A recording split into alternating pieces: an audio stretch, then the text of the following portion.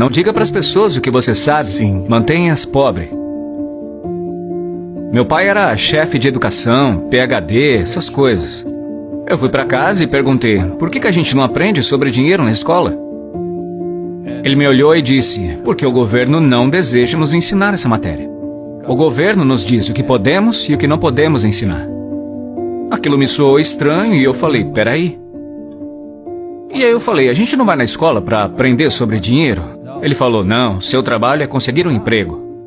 Então eu falei, ué, mas a gente consegue um trabalho para ganhar dinheiro. E ele, não, só tem que conseguir um trabalho. E eu, não. O propósito de trabalhar não é ganhar dinheiro? E ele respondeu, é. Eu perguntei, ué, por que a gente não aprende sobre dinheiro então e pula a parte do trabalho? Ele virou frustrado e falou, se você quer aprender sobre dinheiro, por que você não pergunta para o pai do seu melhor amigo sobre dinheiro? Era sobre o pai do Mike. Mas por que ele? Ele falou, porque o pai do Mike é um empreendedor. Mas o que o senhor é então? E ele, eu sou empregado do governo. E eu, qual a diferença? Ele falou, a diferença é que o empreendedor tem que saber sobre dinheiro, ou então não vai ser mais um empreendedor. E diz que o empregado não tem que saber nada sobre dinheiro, porque o governo e a empresa é que vão cuidar dele. Eu, que era criança, fiquei meio confuso.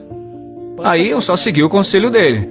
Fui até o escritório do pai do Mike, bati na porta e falei, tô aqui, tenho 9 anos e quero saber sobre dinheiro. Ele só virou e falou, vai embora. E é assim que começou a história do pai rico, pai pobre. E aí, de tanto insistir, meu pai rico acabou concordando em me ensinar sobre dinheiro com uma condição. A condição é que ele nunca me pagaria. Porque no momento em que ele me pagasse, eu ia pensar como empregado. E essa é a armadilha. Empreendedores trabalham para ser livres. E aquilo, no alto dos meus 9 anos, deu um bug na minha cabeça. Ele falou, nunca queira uma folha de cheque, meu filho, entendeu? Ok, entendi. Ele virou e falou, como é que eu ganho dinheiro? Empreendedor pensa bem assim.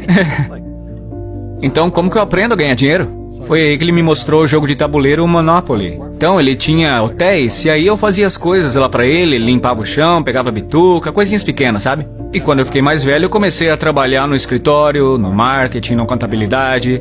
Eu era basicamente um aprendiz, mas sempre trabalhando de graça. E aí a maneira como ele me ensinava sobre dinheiro era jogando Monopoly.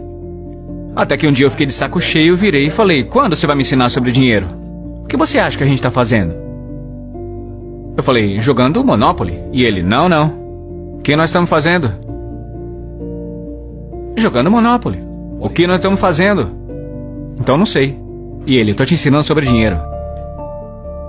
Por exemplo, você tá aprendendo como ter uma casa verde.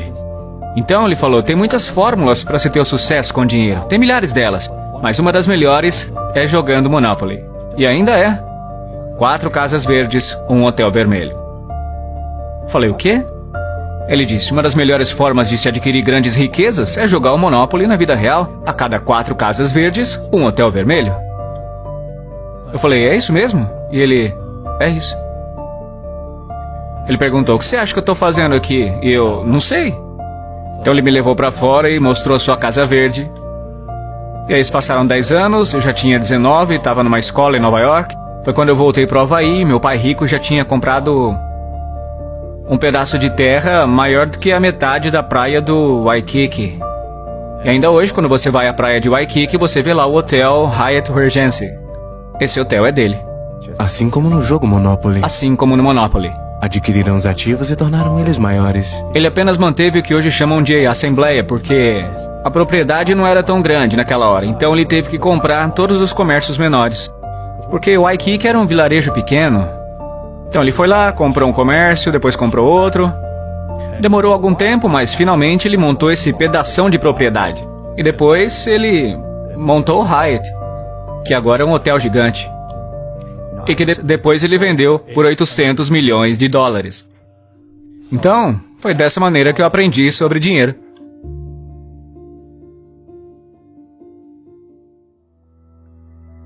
Eu tive alguns problemas financeiros. Teve gente que me apunhalou pelas costas. Mas isso foi bom, porque me fez crescer. É o espírito da coisa.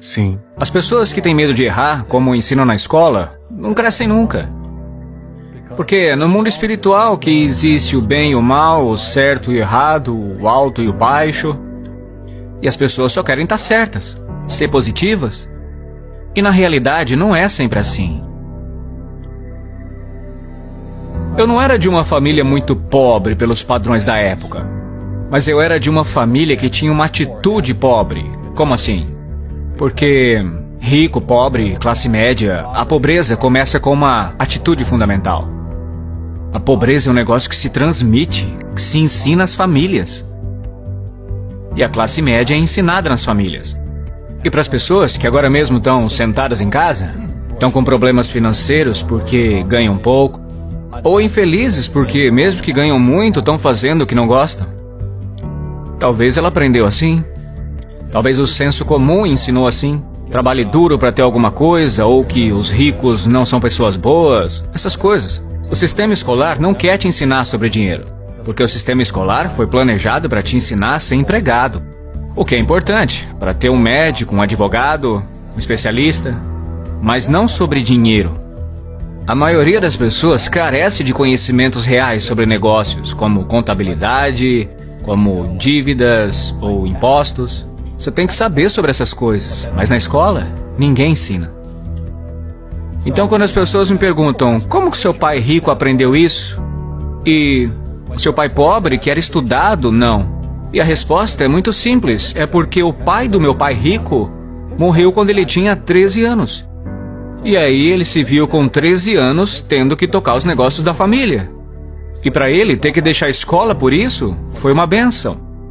Às vezes a bênção vem assim. No começo pode parecer algo de muito ruim, mas depois se torna uma bênção. E logo, seus professores se tornaram seu tesoureiro, seu contador, seu advogado, seu banqueiro, seus agentes imobiliários. Então ele teve o que eu chamo de professores de verdade, não falsos professores de escola.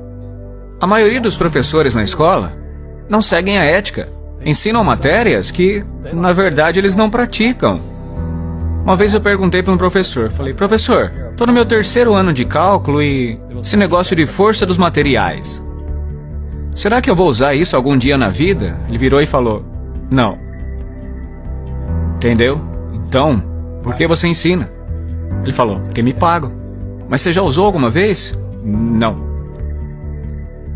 Então, se eu posso dar um conselho para as pessoas, o que eu quero dizer é, busque professores de verdade mesmo, e não professores de mentira. E um professor falso é aquele que não faz o que ensina. E um professor de verdade faz o que ensina todo dia. Meus contadores, meus advogados estão fazendo isso todo dia. É assim que eu aprendo, com eles resolvendo os problemas dos meus negócios. Então, eu tenho contadores, advogados, banqueiros, as pessoas todas na minha descagem rápida, porque eu estou resolvendo meus problemas com a minha equipe. Tô vendo que você dá essa informação É. e os ricos ficam encolhidos e dizem não conte a eles, Robert. Isso. Não diga para as pessoas o que você sabe. Mantenha os pobres. Então, isso aí é antigo, né? Eu não sou religioso, mas a Bíblia fala, vocês terão pobres por perto sempre. Porque tá aqui, ó. Não é? Essa mentalidade do medo. Estão em suas palavras, e as suas palavras se tornam realidade. Ok, eu não sou muito religioso, mas quando a pessoa fala não posso, não consigo, ela se afunda. Se torna aquilo que disse. Meu pai formado falava, você acha que dinheiro dá em árvore? Não dá pra comprar isso. E meu pai rico dizia, é por isso que ele é pobre.